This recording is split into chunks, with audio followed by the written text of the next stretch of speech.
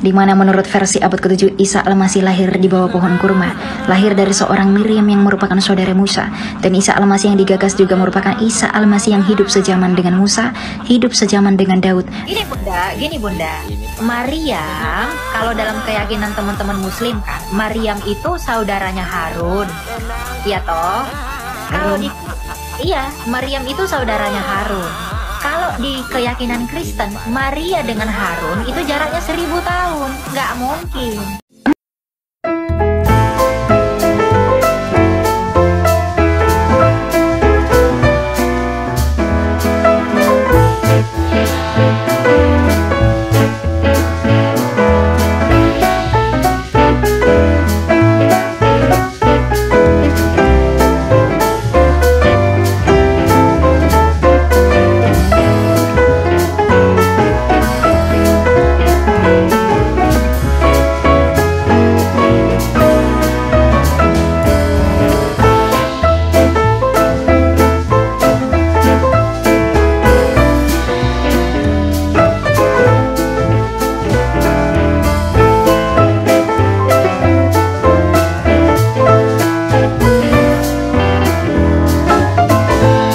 Belajar bukan hanya kecepatan berbicara.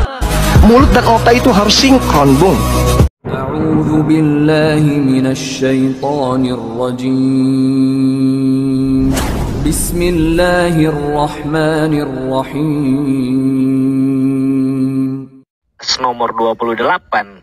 Di situ menyebutkan Miriam adalah saudara perempuannya Harun. Itu artinya Miriam telah hidup 1500 tahun baru muncullah Yesus. Halo, salam hormat untuk Mas Kreator. Saya izin stitch manual videonya untuk menjawab kebingungan dari Masnya ya. Sebelumnya saya terima kasih dulu kepada Mas Kreator udah membuat video tersebut yang membuat kita jadi sama-sama mikir nih dan juga bisa memperluas wawasan kita. Terus saya pengen menegaskan, meskipun kita berbeda agama, saya Muslim, Masnya Kristen, tapi banyak banget loh persamaan di antara agama kita.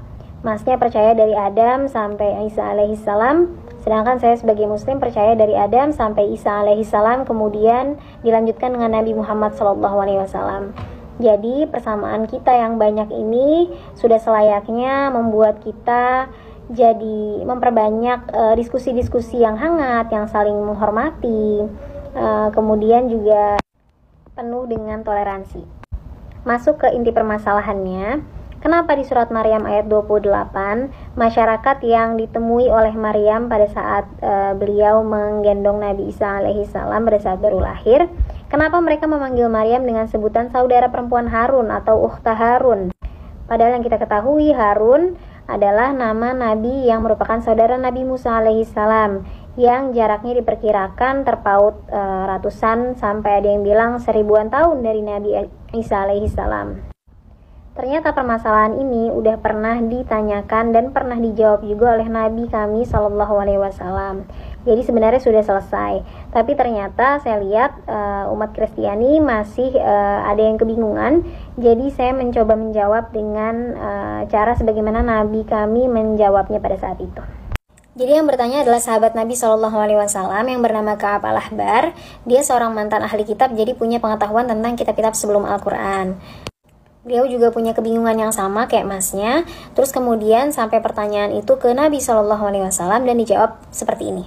Dari hadis riwayat Muslim ya, dikatakan sesungguhnya mereka biasa menamakan anak mereka dengan nama Nabi dan orang-orang soleh yang hidup sebelum mereka.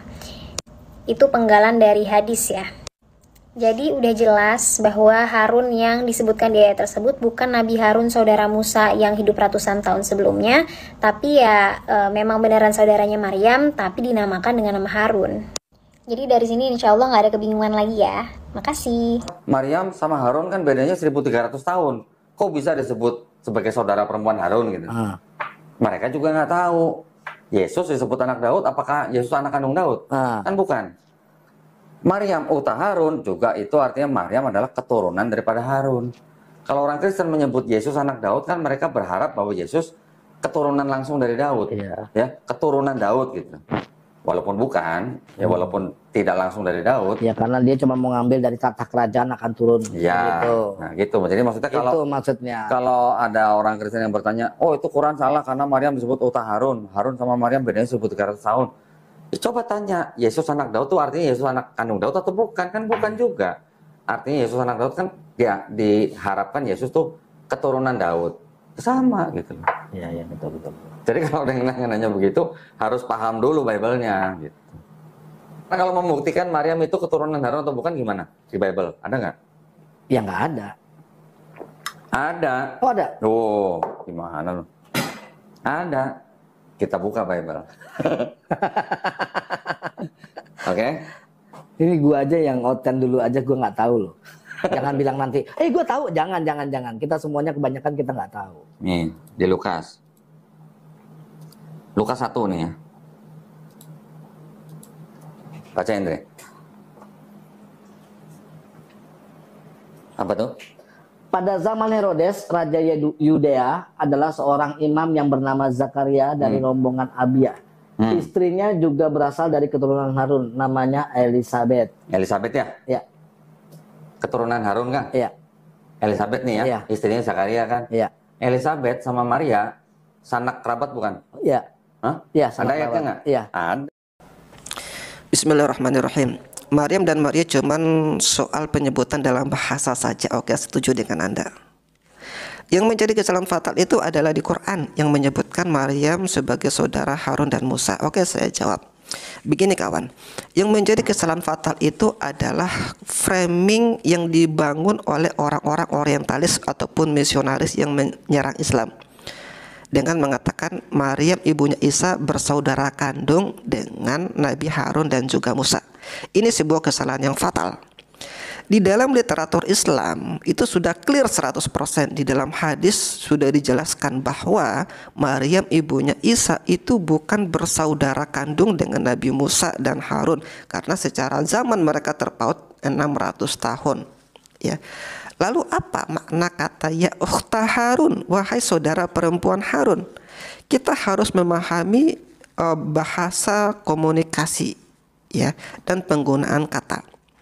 Penggunaan kata ukhti untuk perempuan atau akhi untuk laki-laki di dalam komunikasi Islam itu biasa ditujukan bukan hanya kepada saudara kandung, kepada teman juga bisa. Contoh, saya punya teman laki-laki namanya Bambang. Saya panggil dia dengan sebutan akhi Bambang. Kadang-kadang saya panggil dengan akhina Bambang, saudara saya Bambang. Saya punya teman perempuan namanya Dewi, saya panggil dengan sebutan ukhti Dewi. Kadang-kadang saya panggil dengan sebutan ukhtina Dewi, saudara perempuan saya Dewi. Padahal saya dengan Bambang dan Dewi itu tidak bersaudara kandung. Oke, Anda harus pahami bahasa komunikasi yang seperti begitu. Nah, sekarang coba kita komparasi dengan Bible. Yesus itu disebutkan sebagai anak Tuhan. Apakah Yesus itu anak kandung daripada Tuhan? Tentu tidak. Yesus juga disebut sebagai anak Daud. Apakah Yesus itu anak kandung daripada Daud? Apakah Yesus itu saudara kandung dari Salomo? Kan tentu tidak. Padahal Yesus dengan Daud itu terpaut ratusan tahun kalau nggak salah. Silakan dikoreksi ya. Kenapa nggak disebut sebagai cucu daripada Daud? Kenapa harus menggunakan kata anak Daud? Ya, hal-hal seperti ini harus difahami dan harus jujur begitulah. Ketika Yesus disebut sebagai anak Daud Anda terima, kenapa? Ketika Maryam sebagai saudara Harun, Anda harus membuat sebuah framing bahwa itu harus bermakna sesungguhnya sebagai saudara kandung. Padahal penggunaan kata akhi, ukhti, saudara itu bisa digunakan kepada orang lain. Oke, inilah kita harus perlu komunikasi cerdas di dalam literasi.